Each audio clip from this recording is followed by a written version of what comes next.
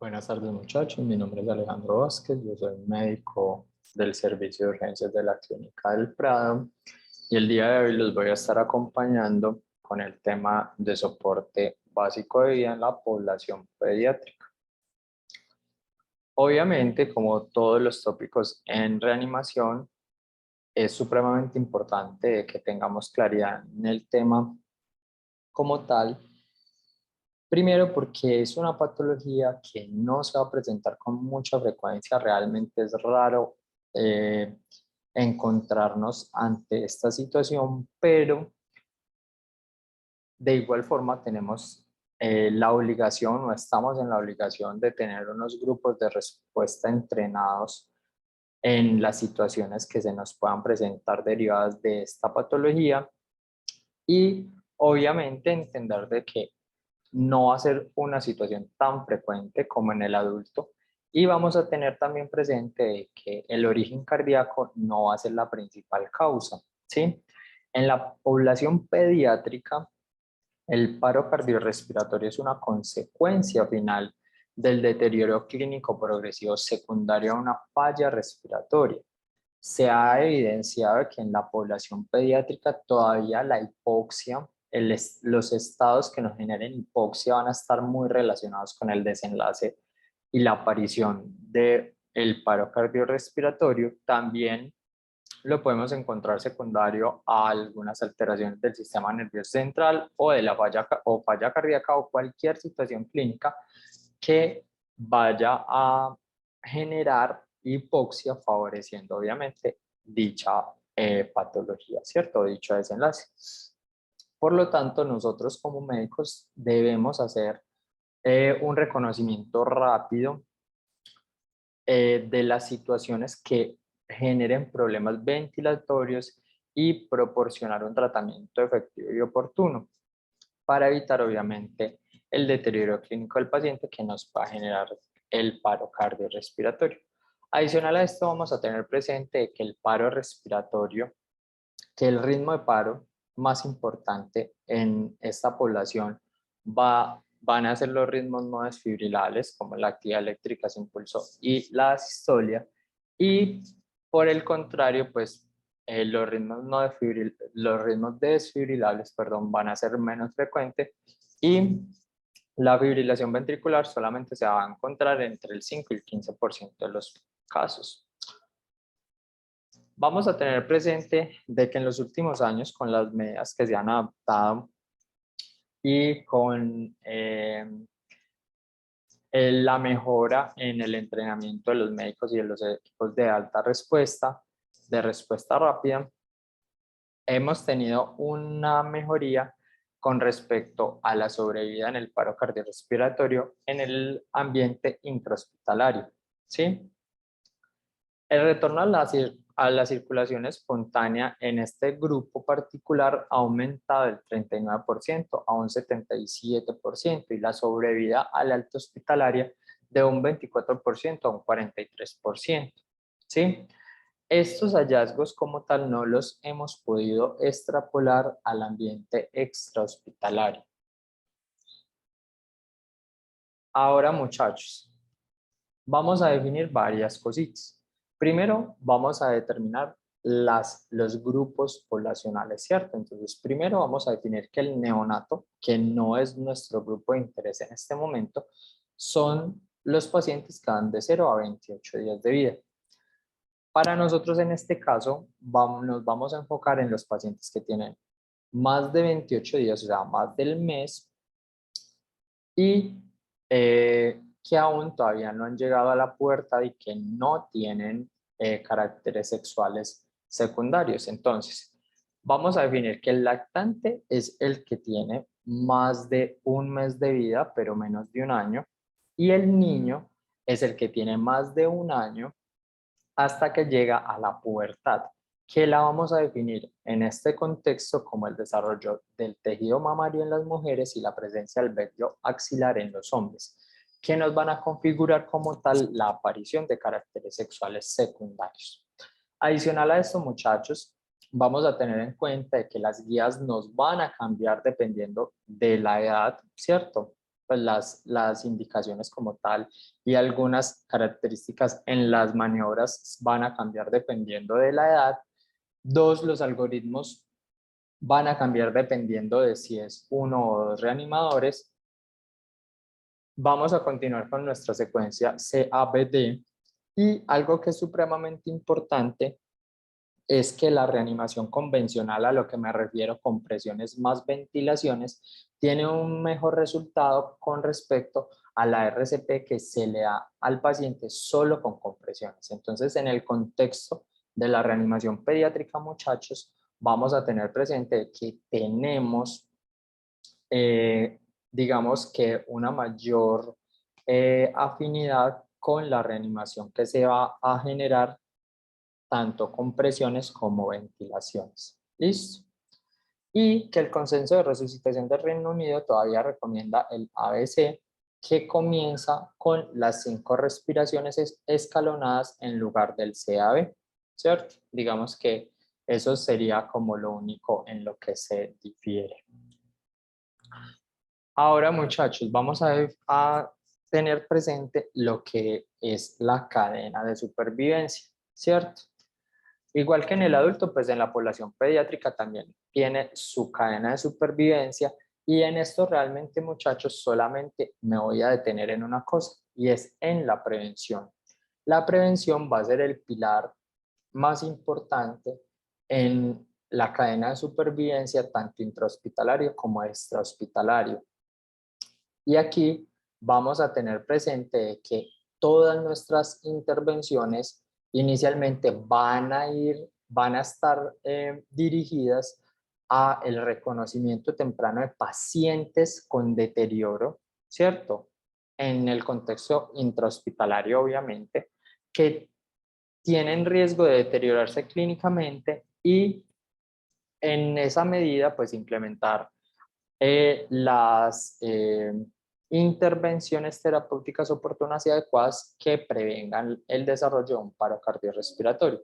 Y en el ambiente extrahospitalario, entonces, pues vamos a implementar medidas que eviten situaciones de riesgo para el paciente, tales como las intoxicaciones, las lesiones traumáticas, asfixia por cuerpo extraño en la vía aérea o el síndrome de muerte súbita del lactante. Entonces aquí podríamos decir que hay varias intervenciones a nivel extrahospitalario que podrían disminuir esos riesgos, como que utilizar el cinturón de seguridad, usar sillas vehiculares que sean específicamente para niños, respetar obviamente los límites de velocidad, evitar dejar en lugares visibles o en frascos llamativos sustancias que sean tóxicas. También es importante evitar reenvasar estas sustancias y que estén al alcance de los niños, ¿sí? Evitar por parte de los adultos automedicar a los niños e impedir, obviamente, que el lactante o el niño juegue con objetos pequeños que puedan obstruir su vía aérea. Listo.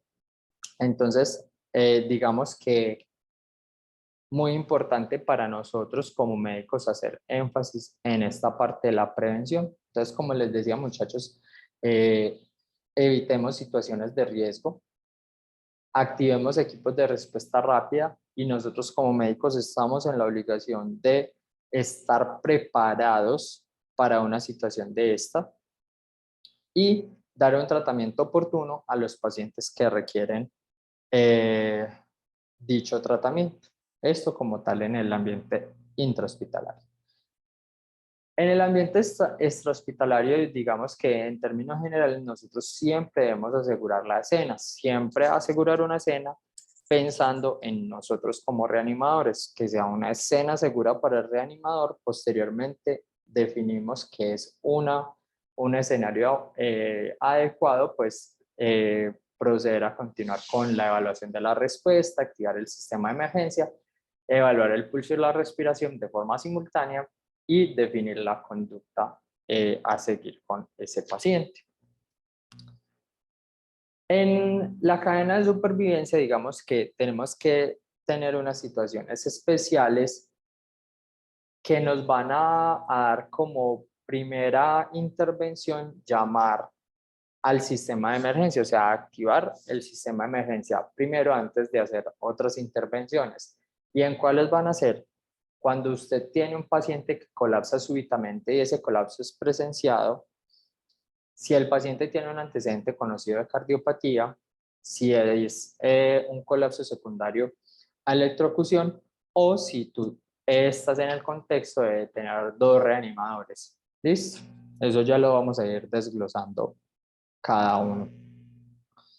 Ahora entonces vamos a definir pues de que tenemos un paciente que colapsa, ¿sí? Vamos a evaluar el estado de respuesta, o sea, si el paciente responde o no responde y en qué momento vamos a activar el sistema de emergencia. Entonces, si defino que el paciente no responde y tengo solo un reanimador, pues, ¿qué nos dice en la guía? Que gritemos y pidamos ayuda. Si tenemos el celular a la mano, entonces llamamos a la línea de emergencia 123 y lo dejamos en altavoz siguiendo pues las recomendaciones que nos digan en esta línea y activar el código pediátrico, ¿cierto? Y si yo tengo dos reanimadores, pues entonces un reanimador se quedará con la atención del paciente, ¿sí? Iniciará obviamente una RCP de alta calidad y el reanimador número 2 va a hacer la activación del sistema de emergencias y solicitará pues obviamente de forma urgente el desfibrilar, pues el DEA. Ahora, nosotros, ¿cómo vamos a definir reanimación de alta calidad? Entonces, la reanimación de alta calidad va a tener 5 características fundamentales y vamos a hablar de estas, pues, en particular. Entonces, vamos a tener presente que lo primero es que las compresiones van a tener una frecuencia ideal entre 100 y 120 compresiones por minuto. La profundidad va a estar determinada si es un lactante o un niño, pero grande tenemos que tener en cuenta de que lo que nos dice la literatura es que esas compresiones deben tener como mínimo una profundidad de 1/3 del diámetro anteroposterior del tórax, o sea, que eso lo podríamos, digamos que equiparar a 4 centímetros de profundidad en el lactante y 5 centímetros en el niño. En cuanto a la expansión, nos dicen que debemos permitir la recuperación completa del diámetro del tórax, o sea, una adecuada reexpansión. En cuanto a la continuidad, debemos evitar las interrupciones y en cuanto a las ventilaciones como tal, debemos hacer una ventilación precisa en la que se evite la excesiva ventilación y la excesiva insuflación. ¿Listo? Entonces vamos a tener el escenario de un paciente que no responde, ¿cierto? Entonces, ¿qué vamos a hacer? Vamos a evaluar respiración y pulso durante 7 a 10 segundos, como máximo 10 segundos, y esto lo vamos a hacer de forma sincrónica, o sea, de forma simultánea, y vamos a evaluar si el paciente respira, jadea y tiene pulso. Si el paciente, bueno, una cosa súper importante es que dependiendo de la edad también vamos a evaluar el pulso en determinadas partes. Entonces vamos a mirar que si es un lactante, vamos a evaluar el pulso en la arteria braquial y si es un niño, vamos a evaluarlo a nivel carotídeo o femoral. Entonces, si yo identifico de que todas esas preguntas que yo hice, o sea, si está respirando, jadea o tiene pulso, son negativas, o sea, no tiene nada de eso, entonces voy a definir si tengo uno o dos reanimadores.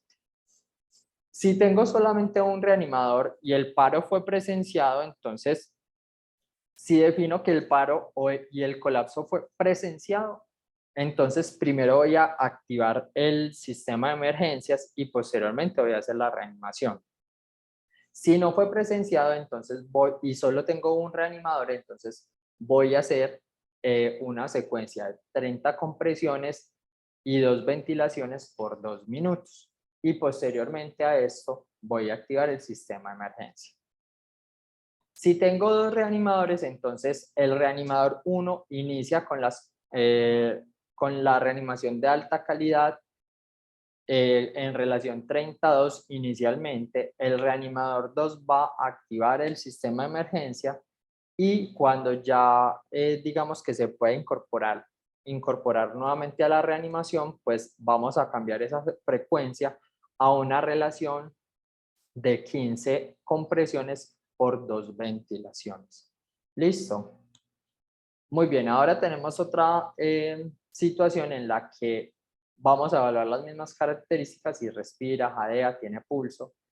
En los mismos puntos donde ya los dejamos claro, vamos a definir de que si el paciente respira de forma anormal, pero tiene un pulso mayor a 60, entonces vamos a, pues, a suministrarle a este paciente una respiración cada 2 a 3 segundos, que vendrían a corresponder más o menos de 20 a 30 respiraciones por minuto. Y si el paciente tiene una respiración normal y un pulso mayor de 60, entonces vamos a hacer una simple vigilancia del paciente. Vamos a poner el paciente en una posición de seguridad y esperar, pues obviamente, a que llegue la ayuda para continuar la evaluación de este paciente. Ahora, como les mencionaba acá, pues vamos a continuar con una secuencia CABD, iniciando por la circulación. Entonces, en la circulación vamos a definir en los menores de 1 año, como les mencionaba, buscar el pulso braquial, ¿cierto? Que vendría a corresponder a los lactantes. Si yo tengo menos de 60 latidos por minuto en su frecuencia cardíaca, con signos de hipoperfusión, pues también es indicación de iniciar compresiones torácicas. Si el lactante, pues si es un lactante, o sea, menor de 1 año, entonces el punto va a ser de compresiones, va a ser 2 centímetros por debajo de la línea intermamilar, y si es mayor de 1 año, o sea, es un niño, 2 centímetros por encima de la apófisis hipoides. Y como les mencionaba ahorita, pues la profundidad va a ser el diámetro, 1/3 del diámetro anteroposterior. Entonces, que eso que equivale más o menos a 4 centímetros en el lactante y 5 centímetros en el niño. Ahora, la evaluación del pulso, como les mencionaba previamente, entonces solo nos vamos a demorar máximo 10 segundos en identificar si tiene o no tiene pulso en los lugares donde ya lo dejamos claro previamente.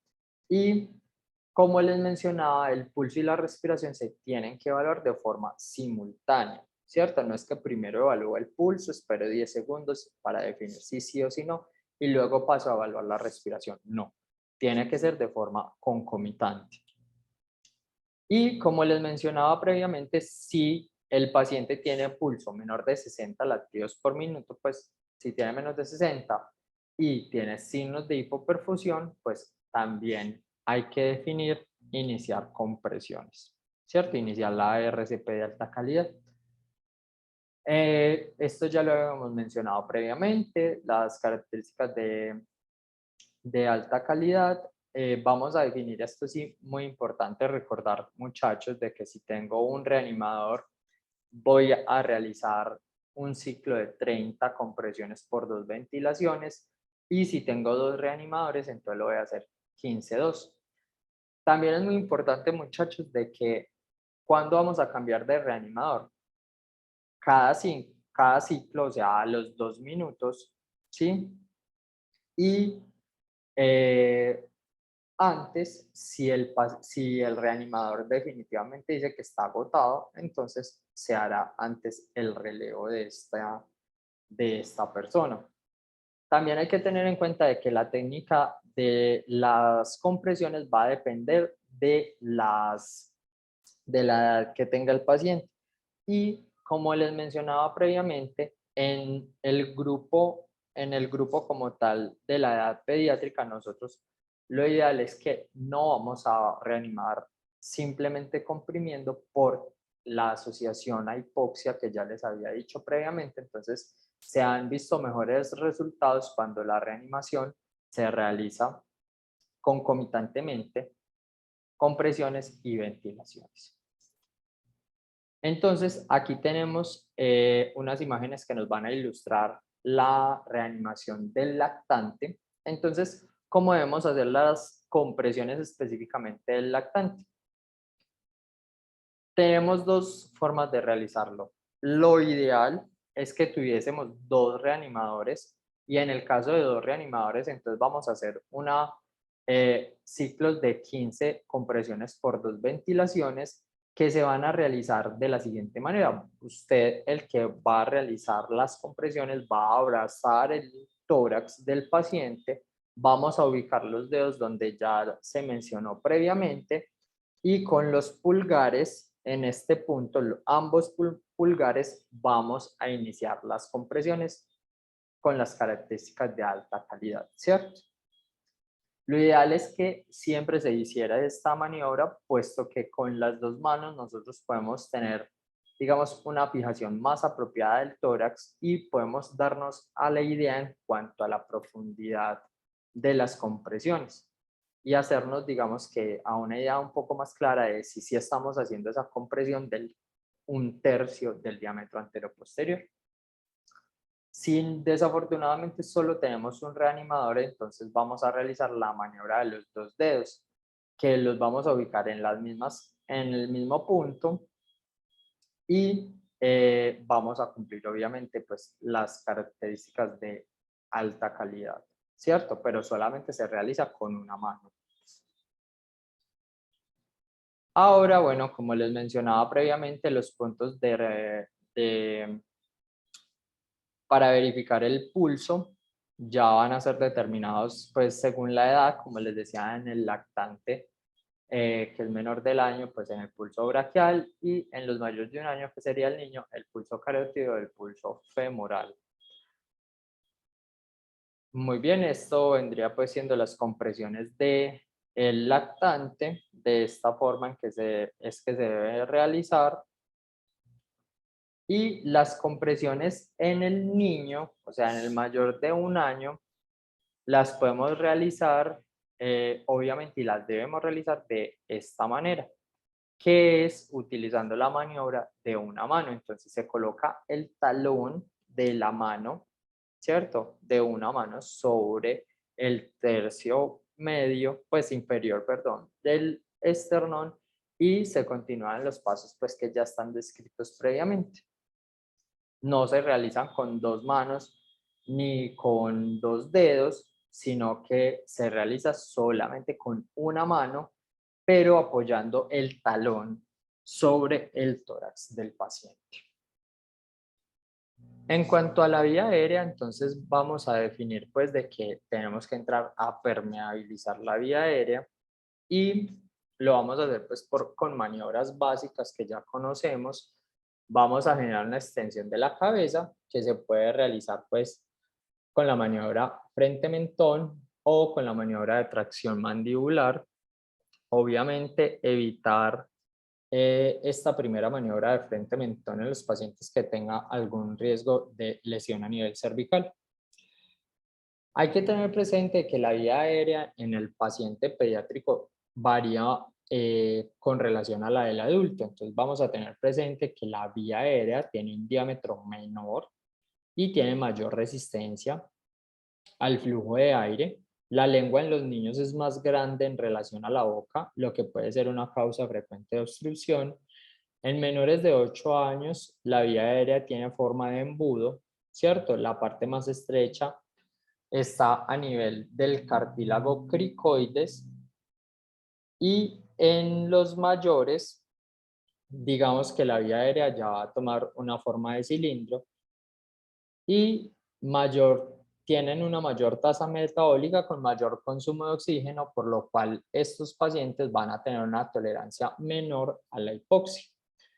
Entonces, para permeabilizar mejor la vía aérea, podemos utilizar un rollito que lo vamos a ubicar en la región interescapular con el objetivo de alinear el conducto auditivo externo con la parte anterior del hombro y podemos hacer el uso de aspiradores de secreciones, pues o aspirar las secreciones en caso de que sea pues necesario y veamos que haya alguna situación de obstrucción en la vía aérea por secreciones. En cuanto a la ventilación, pues entonces vamos a tener presente que vamos a ventilar a estos pacientes con una frecuencia de una respiración cada 2 a 3 segundos. Una vez tengamos una vía aérea avanzada, recuerden que ya en esta población, después de tener una vía aérea avanzada, vamos a pasar a hacer las compresiones y las ventilaciones de forma asincrónica, y que vamos a tratar de que esas ventilaciones no duren más de un segundo, o sea, la idea es que sea un segundo y lograr una expansión pues del tórax. Si no tenemos ningún dispositivo como tal en la reanimación básica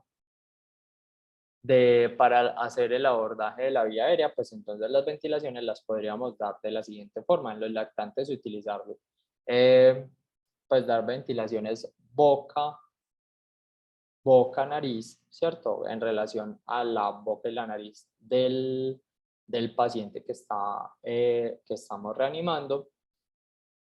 Y en este punto debemos cerrar la boca del paciente, y en los niños que están más grandes podemos hacer las ventilaciones boca a boca, ocluyendo obviamente las fosas nasales. Bueno, entonces aquí vemos otra gráfica que ilustra esto. Y entonces ya si tenemos facilidad de utilizar algún dispositivo, podemos utilizar una bolsa autoinflable con un volumen de al menos 450 a 500 mililitros para lactantes y niños pequeños. Para niños grandes y adolescentes podemos utilizar bolsas de 1000 mililitros. Entonces vamos a pasar a la parte de la desfibrilación. Entonces la desfibrilación en lactantes, como ya les había dicho, la incidencia de los ritmos desfibrilables es muy baja, excepto en algunas situaciones clínicas, que serían los pacientes que tengan ya una enfermedad cardíaca preexistente. Y entonces hay que tener presente que se prefiere el uso del desfibrilador manual, ¿cierto? Por encima del DEA. Si no se dispone, sería conveniente utilizar un DEA con atenuador, y si no se dispone, entonces vamos a utilizar el DEA estándar. Entonces vamos a tener presente que los pacientes pediátricos con colapso súbito pueden desarrollar FB y una TB sin pulso, que es muy raro, como les decía, que vamos a pensar inicialmente en ritmos no desfibrilables, que son su principal causa. Digamos que podríamos utilizar paletas del adulto en todo niño que pese mayor de 10 kilos. Y en caso de que tengamos que realizar la desfibrilación, la primera descarga la vamos a utilizar a una dosis de 2 joules por kilo, y las descargas subsecuentes a 4 joules por kilo.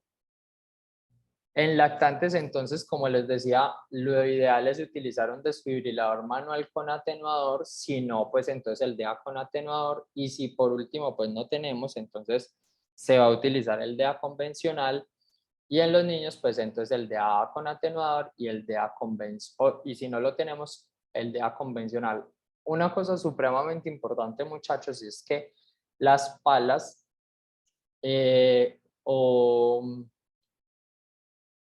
o digamos que las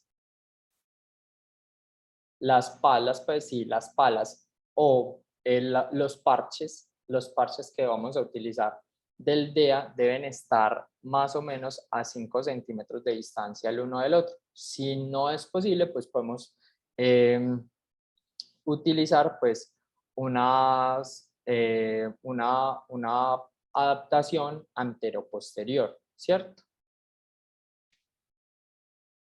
Muy bien, entonces de aquí están como los algoritmos que podemos seguir en cuanto al colapso de un paciente, ¿sí? Que es básicamente lo que ya revisamos.